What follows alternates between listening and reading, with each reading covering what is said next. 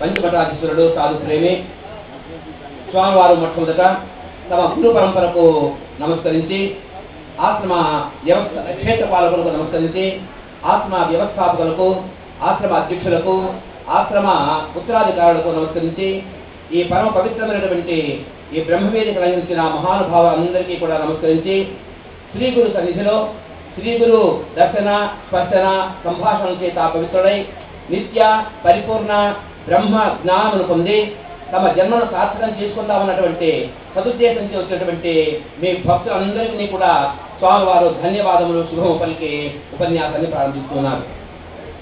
ಶ್ರೀಮದ್ ಭಗವದ್ಗೀತೆಯಲ್ಲಿ ಪರಮಾತ್ಮ ನಮ್ಮನ್ನೆಲ್ಲರನ್ನು ನಿತ್ಯ ಮಾಡಿಕೊಂಡ ಅರ್ಜುನನಿಗೆ ಉಪದೇಶ ಮಾಡಿದ್ದಾನೆ. ಯಾರು ನನ್ನನ್ನೇ ಪರಮಗತಿ ಅಂತ ನಂಬಿದ್ದಾರೋ ಅಂಥ ಸದ್ಭಕ್ತರಿಗೆ ನಾನು ಅವರ ಯೋಗಕ್ಷೇಮಂ ವಹಾಮ್ಯಹಂ.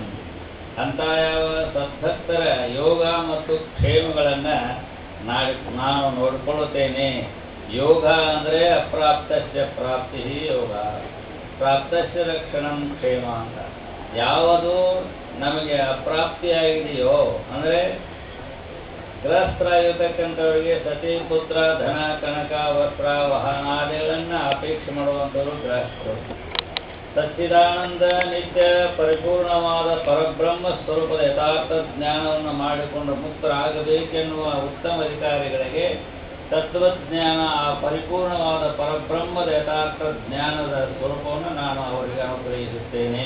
శ్రీకృష్ణ పరమాత్మ భగవద్గీతలో ఎవరైతే అనన్యమైనటువంటి మనసుతో నన్ను స్మరిస్తున్నారో భావిస్తున్నారో వారి యొక్క యోగక్షేమం వహామ్యహం, వారి యోగక్షేమాలు నేనే చూసుకుంటున్నాను అన్నారు పరమాత్మ. యోగము అంటే మనకి ఏది లభించలేదో, ఏది ప్రాప్తం కాలేదో దాన్ని ప్రాప్తింప చేయడం. క్షేమము అని చెప్పేసి అంటే ఏది ప్రాప్తమైందో దాన్ని రక్షించడమే క్షేమం.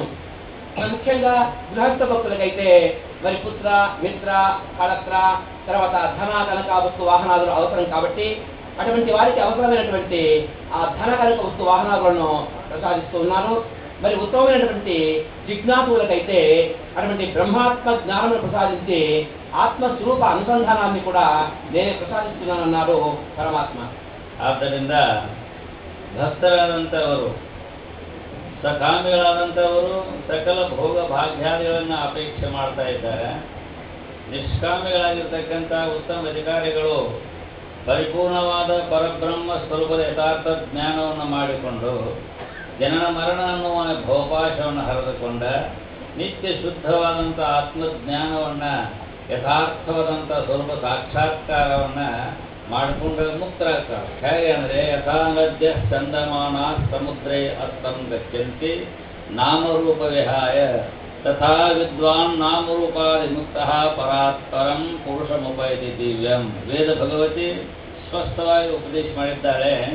ಹೇಗೆ ನದಿಗಳೆಲ್ಲವೂ ಕೂಡ ಗಮನ ಮಾಡ್ತಾ ಮಾಡ್ತಾ ಸಮುದ್ರವನ್ನು ಸೇರಿ ಸಮುದ್ರ ಸ್ವರೂಪವೇ ಆಗುತ್ತವೆಯೋ ಹಾಗೆ ಉತ್ತಮವಾದಂಥ ಅಧಿಕಾರಿ ಸದ್ಗುರುಗಳಿಗೆ, ಪರಮಾತ್ಮನಿಗೆ ಶರಣಾಗತನಾಗಿ ಆ ಸಚ್ಚಿದಾನಂದ ನಿತ್ಯ ಪರಿಪೂರ್ಣವಾದಂಥ ಪರಬ್ರಹ್ಮ ಅಂದರೆ ಯಾವ ಶ್ರೇಷ್ಠವಾದಂಥ ಪರಿಪೂರ್ಣವಾದಂಥ ಪರಬ್ರಹ್ಮ ಸ್ವರೂಪದ ಯಥಾರ್ಥ ಜ್ಞಾನವನ್ನು ಮಾಡಿಕೊಂಡು ಆ ನಿರ್ವಿಕಾರ ನಿತ್ಯ ಶುದ್ಧವಾದಂಥ ಆತ್ಮಜ್ಞಾನವನ್ನು ಮಾಡಿಕೊಂಡ ಪರಾತ್ಪರಂ ಪುರುಷಂ ಉಪಯತಿ ದಿವ್ಯಂ ಅತ್ಯಂತ